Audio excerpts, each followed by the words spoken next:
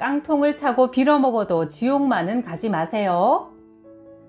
예수를 믿기 전 나는 술을 무척 좋아했다. 술 한 말을 지고 가라면 못 가도 마시고 가라면 갈 수 있었다. 술을 좋아하다 보니 싸움판에는 꼭 내가 끼어 있었다. 술 다음으로 내가 좋아하는 것이 바로 노름이었다. 집에 있던 소, 돼지를 내다 파는 것은 예사고 나중엔 일주일간 노름하다 돈이 떨어져 소주 끓이는 가마솥까지 팔았다. 마누라도 팔 수 있으면 팔 지경이었다. 이렇게 나는 도박의 영에 혼이 빼앗겨 앞을 볼 줄 몰랐다. 노름은 고단한 내 인생에 있어 그나마 낙이고 기쁨이었다. 노름에 집중하다 보면 인생 모든 시름을 잠깐이나마 잊을 수 있었다. 그러나 도박은 돈 없이는 불가능했기에 돈을 구하려고 발버둥 치던 어느 날 나는 그만 노름을 끊어야 한다는 생각이 강하게 들었다. 이대로 계속 가다간 가정이 풍비박산 날 것 같아 큰 결단을 내리게 되었다. 나는 묵직하고 날카로운 도끼를 집어들었다. 그리고 내 오른손 검지를 내리찍었다. 검지가 힘없이 땅바닥에 떨어져 뒹굴었고 붉은 피가 분수처럼 하늘로 솟구쳤다. 그 후로 나는 한동안 노름을 잊고 농사 짓는 데만 열중했다. 그러나 어느 날 나는 손에 붕대를 감은 채 노름판에 다시 끼어 있었다. 예수를 믿고 깨달아 알게 된 것은 인간이 어떤 일에 대해 아무리 굳은 결심을 해도 하나님의 도우심이 없다면 이룰 수 없다는 사실이다. 하나님을 내 안에 모셔서 악한 영이 떠나가야만 못된 행실을 완전히 끊어버릴 수 있는 것이다. 노름으로 허송세월하고 술에 취해 방구석에 구겨진 신문조각처럼 잠들어 있는데 복음의 소식이 들려왔다. 아랫마을 조그만 교회에서 전도를 나온 것이다. 우리 마을은 원래부터 정감록을 신봉하는 사람들이 모여 사는 곳이라 전도하러 오는 이도 없거니와 제일 가까운 교회라 해도 2시간을 걸어가야 하기에 이렇게 산속마을까지 전도하러 오기란 쉬운 일이 아니었다. 여기 주인 안 계세요? 전도하는 사람들이 우리 집을 찾아왔다. 무슨 일이요? 술이 채 깨지도 않은 나는 귀찮은 듯 대답했다. 예, 우리는 아랫마을 교회에서 전도 나온 사람들입니다. 예수 믿고 천국 가세요. 나는 기가 막혔다. 세상이 끝나면 그만이지 천국은 무슨 천국이야? 없는 천국 만들어 놓고 헌금 뜯어먹으려고 목사놈이 저런 놈들을 푼 거야. 나는 대뜸 전도자들을 향해 소리쳤다. 천국이 어딨어? 괜한 헛고생들 하지 말고 돌아가시오. 그래도 그들은 돌아서면서 끝내 한마디를 했다. 예수 믿고 천국 가세요. 그런데 어찌된 일인지 그들이 돌아가고도 한참을 그 한마디가 귀에 맴도는 것이다. 예수 믿고 천국 가세요. 예수 믿고 천국 가세요. 계속 들려오는 그 한마디는 밤이고 낮이고 계속 반복됐다. 아는 사람들한테 말을 했더니 나더러 예수 귀신이 붙었단다. 견디다 못해 무당한테 달려가니 그때 전도하러 왔던 교회에 가서 기도를 받고 고치는 수밖에 없어 한다. 나는 즉시 2시간을 걸어 아랫마을 교회를 찾아갔다. 예수 믿고 천국 가세요라는 말이 계속 들려서 못 살겠습니다. 이 소리가 안 들리려면 어떻게 해야 합니까? 전도사라는 분이 미소를 지으며 말했다. 기도받고 예수를 믿으시면 그 소리는 안 들릴 겁니다. 정말입니까? 그러면 저를 위해 기도해 주시고 소리만 안 들리게 해 주십시오. 전도사는 나를 위해 정성껏 기도했다. 살아계신 하나님 아버지, 김상호 어른이 이렇게 먼 길을 걸어 주님을 찾아왔으니 예수님을 믿고 구원 얻어 천국 백성이 되게 하옵소서. 그의 뜨거운 진심이 진지하게 느껴졌다. 기도를 받고 나니 3일간 그렇게 왱왱 들리던 소리가 뚝 멈췄다. 그리고 나는 하나님을 믿게 되었다. 지금도 나는 그 깊은 산중까지 복음을 들고 와 전해준 그분들께 감사의 뜻을 전하고 싶다. 그 전도자들이 없었다면 내가 과연 술과 노름을 끊고 예수를 믿을 수 있었을까?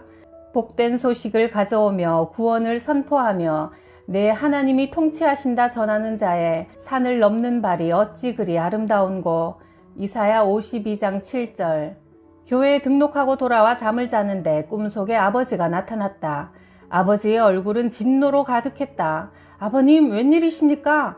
이 괘씸한 놈, 산신도 버리고 애비도 배신하고 예수를 믿어?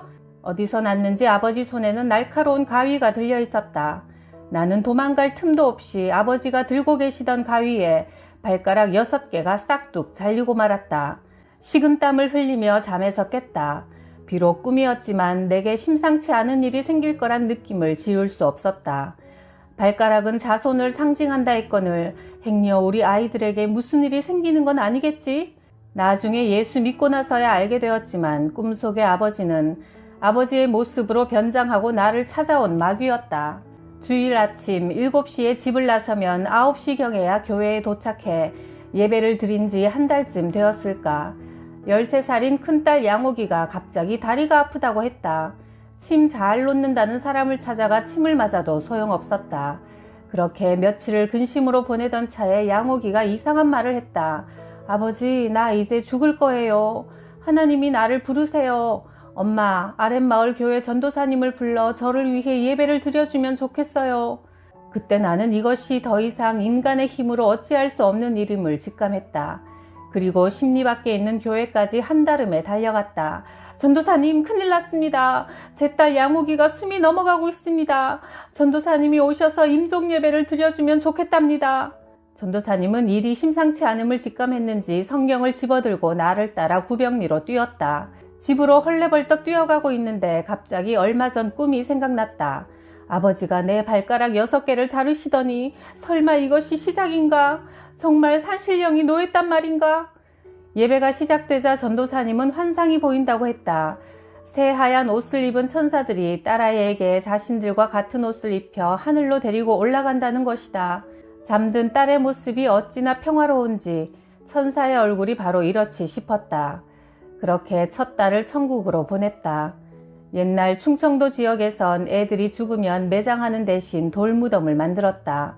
딸의 시신을 지게에 싣고 돌무덤을 만들러 가는 길, 끝없이 흘러내리는 눈물을 어찌할 바 몰랐다. 손수 돌무덤을 만들고 그 앞에 무릎을 꿇고 눈물로 기도드렸다. 하나님, 우리 딸의 영혼을 불쌍히 여겨 주옵소서. 내 아직 신앙이 깊지 못하여 하나님의 깊은 뜻을 다 헤아릴 수 없사오나 여기에도 분명 하나님의 섭리가 있으리라 봅니다. 내 딸의 영혼을 받으시고 천국에서 다시 만나게 하옵소서. 이렇게 첫 딸의 장례를 치렀는데 한 달 후 둘째 딸에게도 똑같은 일이 벌어졌다. 그때는 내 눈에도 천사가 보였다. 천사들이 딸에게 흰옷을 입혀주었고 먼저 하늘나라로 간 언니가 동생의 이름을 부르고 있었다. 여기 정말 좋아. 아픔도 슬픔도 없는 나라야. 정말? 그렇다니까 빨리 와. 너무 좋은 나라야. 그리고 둘째 딸도 3일을 앓다 죽고 말았다. 딸을 산에다 묻고는 딸의 영혼을 하나님께 부탁했다. 교회 나간 지 3개월이 되었을 때 셋째 딸에게 열이 펄펄 끓었다. 아이는 아무것도 먹지 못하고 3일을 앓더니 천국으로 가고 말았다. 교회 나간 지 4개월이 되었을 때 넷째 딸도 3일을 앓다 가버렸고 그 후 다섯째 딸도 똑같이 잃고 말았다. 딸 5을 보내고 2 아들만 남겨졌을 때다. 첫째 아들은 살아서 지금 목회를 잘 하고 있지만 둘째 아들은 병에 걸렸다. 정신이 혼미해졌다. 나는 산에 올라가 하나님께 죽을 힘을 다해 기도드렸다. 하나님, 내 아들 좀 살려주세요. 제가 4대 독자 아닙니까? 딸 5이 죽었는데 아들마저 데려가시면 저는 어떻게 합니까? 차라리 아들을 살려주시고 내 영혼을 걷어가소서. 나는 그날 밤을 마지막이라 생각하고 혼신의 힘을 다해 기도한 뒤 집으로 돌아왔다. 그런데 집 마루에 뭔가가 흰 보자기에 씌어져 있었다. 여보, 이게 뭐요? 어젯밤에 갑자기 가버렸어요. 하늘이 노을해지고 도저히 정신을 차릴 수 없었다. 정녕 이럴 수가 있단 말인가? 예수 믿으면 복 받는다고 예수쟁이들이 그러지 않았던가? 딸 5의 아들까지 보냈으니 정말 하나님이 존재하긴 하는 건가? 내 살점보다 귀한 6자식들을 데려가시니 나는 어떻게 살란 말인가? 나는 배신감과 분노에 흰 보자기를 걷어제치고 죽은 아들을 향해 울부짖었다.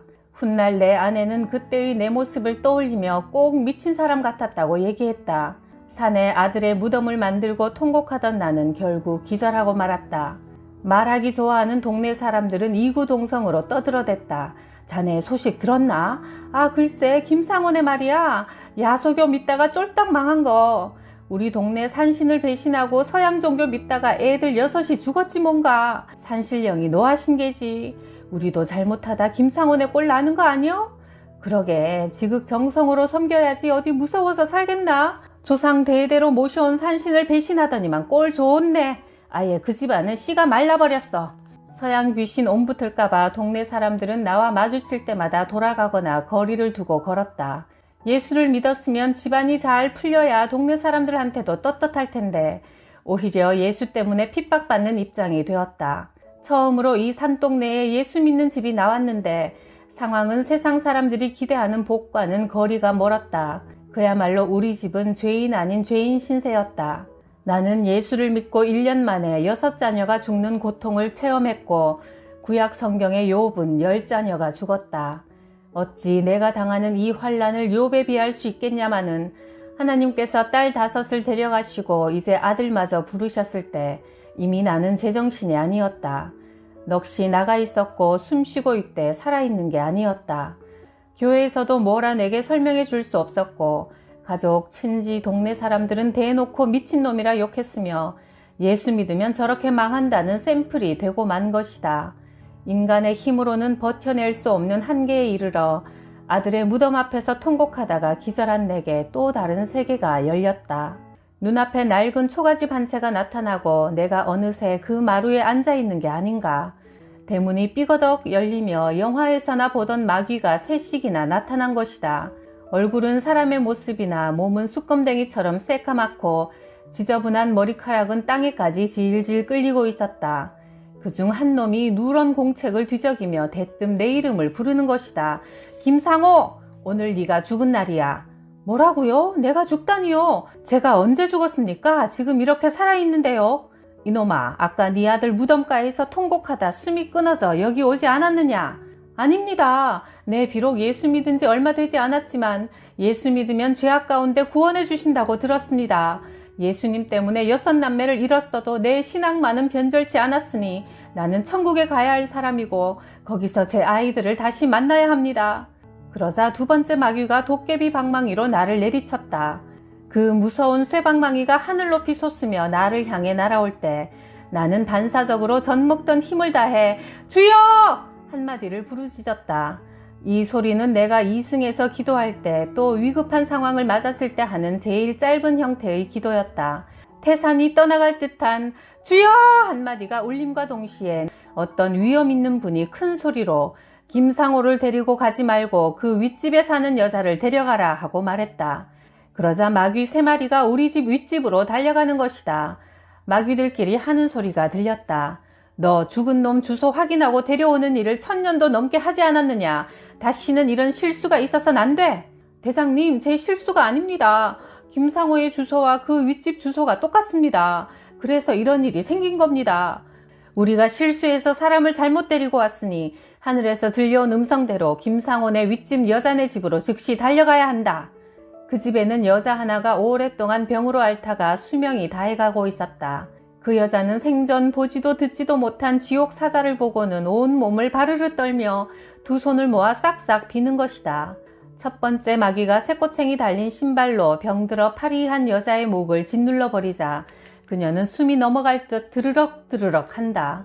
그런 고통이 계속되다가 그녀 안에서 새까만 사람 하나가 톡 하고 밖으로 빠져나왔다. 그녀의 영혼이라는 생각이 들었다. 마귀들은 서둘러 쇠사슬로 그 여자의 손을 묶더니 질질 끌고 갔다. 그녀는 안 끌려가려고 발악했지만 때는 이미 늦은 것이다.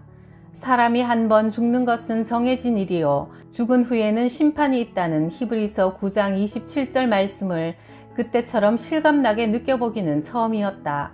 그 여자는 결국 마귀 3마리에게 끌려오더니 끝도 없는 낭떠러지 및 영원히 타오르는 불길을 보게 됐다. 그때 그녀의 애절한 소리가 들려왔다. 나는 왜 이 세상에 살 때 예수를 영접하지 못했나? 전도자들이 우리 동네까지 와서 예수 믿으라고 외쳤건만 왜 나는 그 소리를 듣지 못했나? 내가 어떻게 저 영원한 유황불 속에서 살 수 있단 말인가? 그러나 이제와 후회해도 소용없었다. 그중 제일 힘센 마귀가 벼랑 위에서 그녀를 향해 발길질을 했다. 그녀가 지르는 비명소리를 나는 차마 들을 수 없어 귀를 막아버렸다. 죽은 후에 지옥에 던져 넣는 권세 있는 분을 두려워하라. 내가 참으로 너희에게 말하노니 그분을 두려워하라. 누가복음 12장 5절 말씀. 나는 농사를 지으면 첫 열매는 무조건 하나님께 드렸다. 옥수수 농사를 지을 때였다. 큰아들이 동생과 함께 옥수수를 따서 구워 먹은 것을 알게 됐다. 옥수수 구워 먹었냐? 옥수수는 본 적도 없고 밭에 가지도 않았습니다. 나는 고민하기 시작했다. 어떻게 해야 할 것인가? 그까짓 옥수수 몇 개 구워 먹은 것 가지고 아이에게 뭐라 말하는 것은 좀 심하지 않은가? 그냥 지나갈까? 하는 생각도 마음 한쪽에 있었지만 아직 첫 열매를 하나님께 드리지도 않은 상태에서 옥수수를 따서 구워 먹은 것은 도저히 용서가 되지 않았다. 이 일을 그냥 놔둔다면 내 아들을 하나님을 업신여기고 제물로 쓸 고기를 먼저 먹어버린 엘리 제사장의 아들 홈리와 비느하스처럼 만드는 결과를 가져오게 된다. 나는 마음이 몹시 아팠지만 아들을 골방으로 끌고 가서 매질했다. 다른 것에 대해서는 용납할 수 있지만 하나님에 대한 것은 일치의 양보도 있을 수 없었다. 아들은 온몸이 퉁퉁 부어 이틀이나 학교를 쉬어야 했다. 아들을 때리고 나도 마음이 아파 이틀간이나 농사일을 손 놓고 아들의 영혼을 위해 기도했고 그 아들은 마침내 목사가 되어 목회를 잘 하고 있다. 이 아들은 내가 정신병 환자들 속에 있는 귀신을 주님의 이름으로 내쫓을 때도 같이 있었고 공동묘지에서 생명 바쳐 기도할 때도 함께 가서 내 모습을 보고 자랐다. 그래서 아들은 이 세상에서 나의 최고의 스승은 어떤 훌륭한 목사도 아닌 바로 내 아버지이며 지금까지 우리 아버지만한 분을 만나본 적 없습니다 라고 고백한다. 아들에게 존경을 받는다는 것은 결코 쉬운 일이 아니다. 지금까지 나는 오직 주님한테 잘 보이려고 살아왔는데 목회자 아들에게도 인정받으니 그 기쁨은 말로 다 형용할 수 없이 감사하다. 언젠가 내 아들의 친구가 아랫마을 삼가 초등학교 근처 가게에서 물건을 사면서 주인에게 이렇게 물어보았다. 아저씨, 혹시 윗마을 구병리의 김상호 씨 압니까? 그분 어떻습니까? 아, 예, 그분은 살아있는 부처입니다. 이렇게 답한 사람은 아마도 절에 나가는 불자일 테고 자기가 볼 때는 나에 대한 최고 점수를 준 것이다. 예수 믿은 지 50년 세월 동안 나는 나를 위하여 살지 않았고 사람 눈치도 보지 않았고 오직 나를 위해 죽으신 예수님의 뜻대로 살려고 노력했다. 나는 오갈 데 없는 외로운 할머니를 3년 동안 예수 사랑을 전하기 위해 우리 사랑방에서 모신 적도 있다. 결혼도 5번이나 했으나 자식이 없는 불쌍한 할머니는 마지막 삶을 우리와 함께 했다. 내 유일한 소원은 훗날 주님 앞에 섰을 때 착하고 충성된 종아 참 잘했다 칭찬받는 종이 되었으면 하는 것뿐이다. 욥은 10남매가 있었으나 마귀의 농간으로 다 죽었고 나도 예수를 믿고 1년 만에 6남매가 죽었다. 하나님께서 욥에게 다시 10남매를 주셨고 나는 다시 하나님께서 5남매를 주셨다. 오래전 내 아버지는 산제당을 만들어 동네 사람들과 산신을 섬겼는데 하나님께서 나를 불러주셔서 이 동네에서 처음으로 예수를 믿게 하시고 구병 제1교회를 지어 50년 동안 한 교회를 섬기게 하신 은혜에 감사드린다. 이 교회를 통해 많은 신앙인들과 훌륭한 주의 종들이 배출되어 세계 만방에 그리스도의 복음을 전하고 있다. 처음 내가 예수 믿을 때는 동네 사람 대부분이 산신을 섬겼지만 이제는 80%가 교회에 나온다. 구병교회를 찾아와서 하나님께 영광 돌리는 모습을 볼 때 어찌 감사치 않으리요.